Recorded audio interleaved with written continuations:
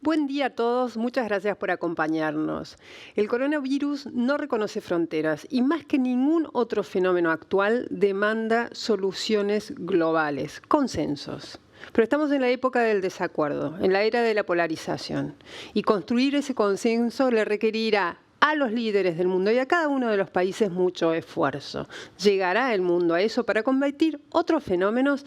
Lo vamos a conversar con Elisabetta Piqué, que es la corresponsal de La Nación en Italia, Rafael Matus Ruiz, corresponsal en Estados Unidos, y Marcelo Silva da Souza desde Brasil. Muchas gracias a los tres. Buen día, chicos. ¿Cómo están? Bien, muy bien, buenos días. ¿Qué tal? Buenos días. Gracias, Inés. ¿Cómo están? Vamos al país hoy más polarizado, como tantos otros, pero en el que esa polarización más efecto inmediato puede llegar a tener. Rafa, ¿cómo impactará esta pandemia en la polarización y qué impacto puede tener eventualmente el 3 de noviembre en las elecciones presidenciales en las que Donald Trump busca su reelección? Bueno, Ira, como vos bien decías, Estados Unidos hoy es un país atravesado por la grieta, ¿no? Cualquier tema de la realidad y de la actualidad política del país tiene dos relatos, uno de los demócratas, otro de los republicanos, y los consensos, al menos acá, parecen ser cada vez más difíciles de lograr. La pandemia del coronavirus no ha escapado a esa realidad, trastocó obviamente la vida de todos los estadounidenses, como también trastocó la vida del resto del mundo y se coló en la campaña presidencial. Hoy es, te diría, uno de los principales temas de preocupación en la mente de los norteamericanos a la hora de elegir qué rumbo van a seguir a partir del 3 de noviembre. Ha habido dos relatos muy marcados, ¿no? Los críticos y los detractores de Donald Trump y los demócratas acusan al gobierno de Trump de haber montado una de las respuestas menos eficaces para contener y para mitigar los efectos de la pandemia del coronavirus, mientras que el gobierno de Trump alega que toda la estrategia que desplegó el gobierno federal junto con los 50 estados del país es en realidad una historia de éxito porque se incluyeron muchísimas muertes, ¿no? El último caso... Sí, Donald Trump tiene una estrategia que apunta netamente a dividir a los norteamericanos. Es un poco la estrategia que siguen otros mandatarios de corte populista. ¿Le va a ser efectiva esa estrategia para ganar nuevamente? ¿Le fue efectiva en 2016? ¿Le será efectiva este año también? Es probable, sí. Vos sabés que las elecciones en Estados Unidos dependen del nivel de participación del electorado, cuál es la coalición que se presenta a votar el 3 de noviembre, que vota por correo, que vota de manera anticipada. Y el presidente Trump y su equipo de campaña han dejado muy en claro que su estrategia principal es arengar a la base, ¿no? La coalición trumpista que logró ensamblar hace 4 años. Y todo lo que está diciendo Trump, todo lo que hace Trump, está dirigido pura y exclusivamente a esa base. Otra parte de la estrategia, esta es una acusación que hacen analistas, demócratas y críticos de Trump, es tratar de suprimir el voto. Tratar de evitar que la coalición demócrata salga a votar en masa en respaldo a Donald Trump. Esa estrategia de división te diría que está hoy incluso más presente que en 2016.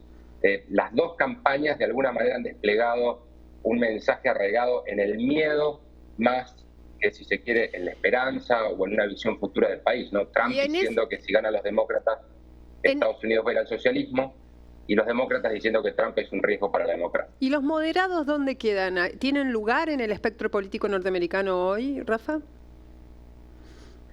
No, te diría que en un país tan polarizado como Estados Unidos, donde, como te decía, la grieta aparece en casi todos los temas, los moderados están en un segundo plano, tanto en las conversaciones públicas que son en las redes sociales, en los medios, en los canales de televisión, como también en los mensajes políticos. Hay un grupo de moderados que sí puede marcar una diferencia este año y son los republicanos tradicionalistas, si se quiere, que han salido a respaldar de pleno a Joe Biden, y eso puede llegar a marcar una diferencia. Pero ese centrismo que abogaba en su momento Bill Clinton, también Barack Obama, John McCain, el candidato presidencial del 2008 de los republicanos, había quedado muy renegado. Marcelo, en Brasil, Jair Bolsonaro tiene a Donald Trump como un modelo de gestión y modelo de cómo hacer política. Y como Trump, él tiende también a dividir. Pero a diferencia de Trump, amplió su base durante la pandemia, curiosamente, pese a los números de Brasil. ¿Cómo hizo Bolsonaro para ampliar su base, pese a ser un presidente que negó sistemáticamente la pandemia y tiende a dividir?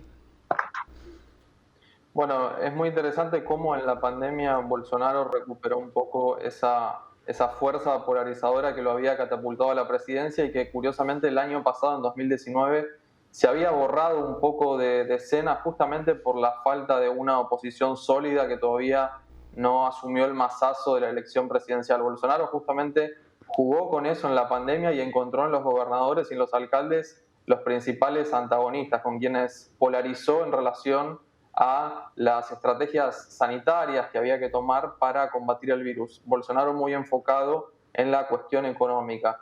Uno se pregunta cómo hizo Bolsonaro para, delante de los números, más de 130.000 muertos, 4 millones de contagios, haber ampliado su base electoral.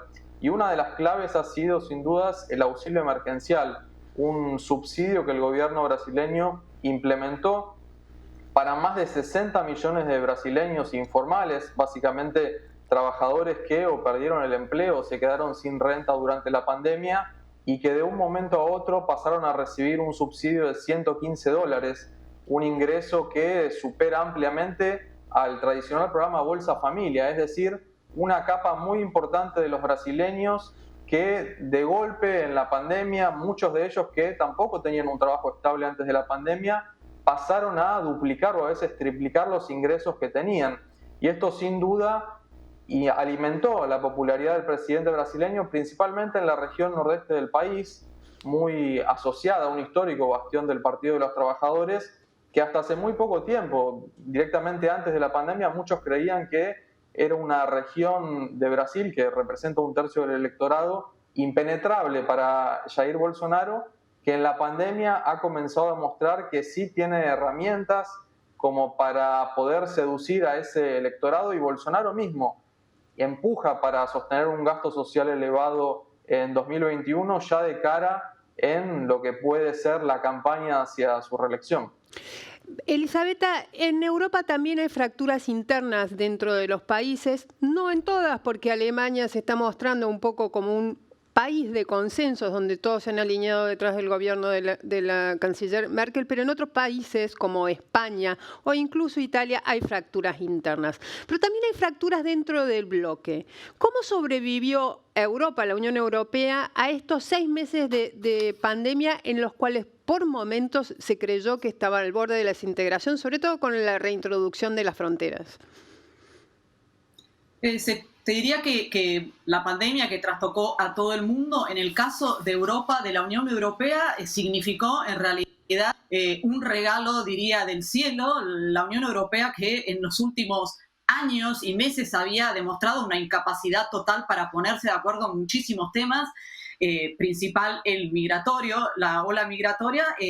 A nivel global te diría que Europa fue un big winner de esta pandemia hasta ahora. Por supuesto hay muchas preguntas por lo que vendrá, pero el tema de que pese a haber habido divisiones en diversos bloques al principio de la pandemia, Italia en esta posición del primero golpeado, que fue el pionero, al principio casi, digamos, ninguneado por países como España, Francia. Bueno, esto viene de los italianos y de los chinos y que no vieron lo que estaba pasando en Italia. Bloques como, por un lado, Rusia y el Reino Unido, que al principio decían nosotros somos intocables. Después los países nórdicos que tuvieron otras respuestas, los países del centro-sur, Francia, Alemania, España, Italia, Portugal, que tuvieron una respuesta distinta.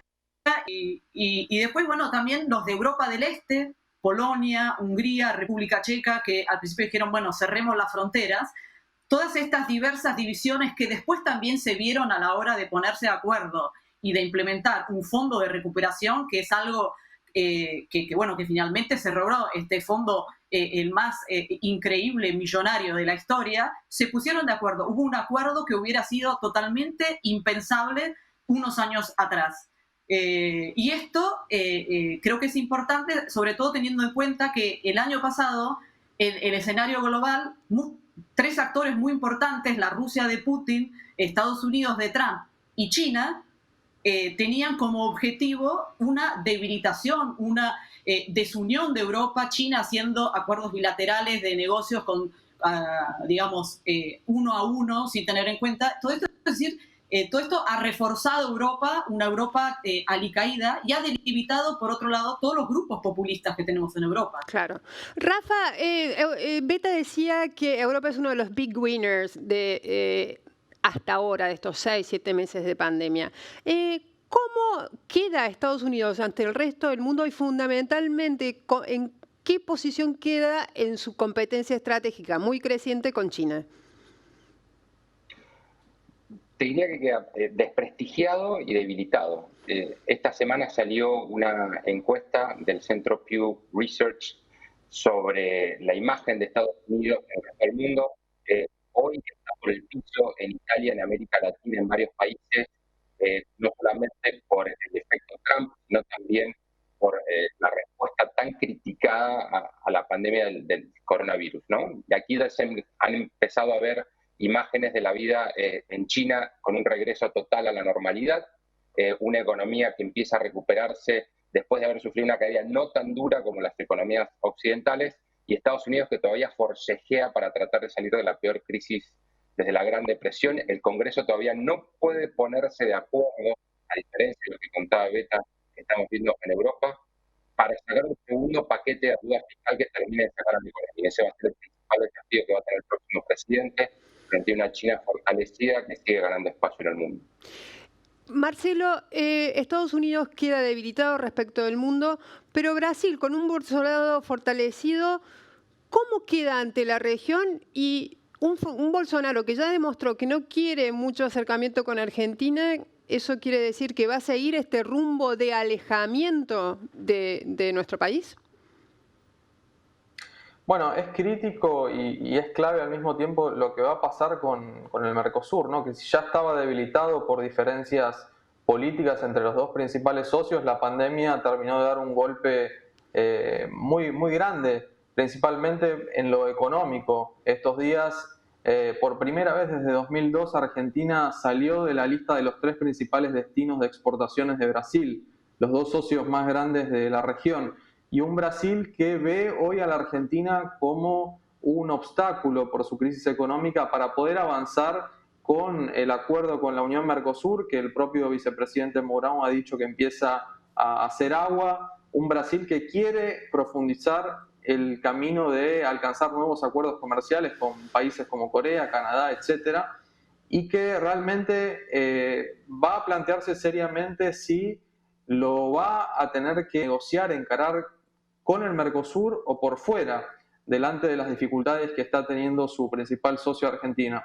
También para Brasil va a ser muy importante lo que pase en las elecciones de los Estados Unidos, porque el presidente Bolsonaro tiene una relación muy cercana con Donald Trump, quien le ha dado de alguna manera un acceso privilegiado a la Casa Blanca, aunque hasta ahora el acercamiento muy estrecho le ha dado más victorias simbólicas que concretas en el plano comercial.